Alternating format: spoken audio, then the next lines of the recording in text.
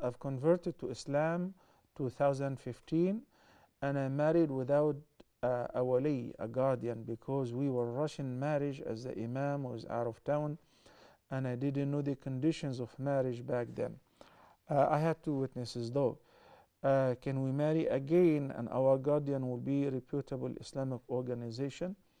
طيب, the answer to this question is, first of all, may Allah keep you firm and steadfast on His straight path. We're very happy to have you amongst our Muslim Ummah.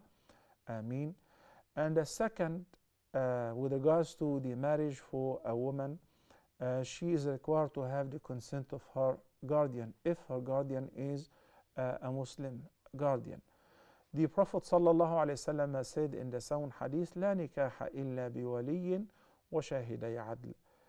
And in this hadith, the Prophet ﷺ explained that there is no valid marriage without the consent of the guardian of the bride and the testimony of two just witnesses. And their Islam is a must. So here, if a person happened to marry without the consent of her guardian, according to this hadith and according to the vast majority of the Muslim jurists, the marriage is invalid unless if the guardian approves this marriage.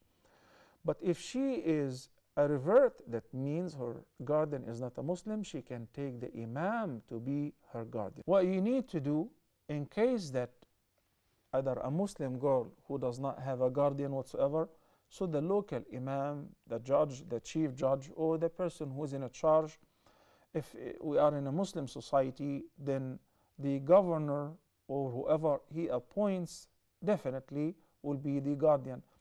In non-Muslim societies, such as in this case, then the Muslim community would have an imam. Either the imam or the chairman of the community, the Muslim community, the president of the executive committee would have the power of playing the role of the guardian. The idea of having a guardian is to represent you and to secure all your rights. He is not beneficiary of any financial benefit whatsoever. Even the genuine, real guardian of the girl doesn't take anything of the dowry to himself. It's all for the girl. If he's a father and he's representing the girl, it is only to secure her rights and to represent her. The woman does not give herself in marriage. Yes, her consent is a condition. No one can give a woman in marriage without her consent.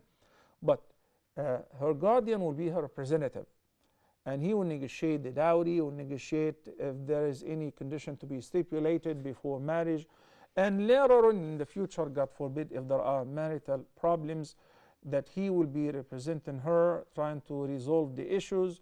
And if it comes to the worst case scenario, then arbitrators will be appointed in order to judge the case and all of that. She definitely needs a guardian.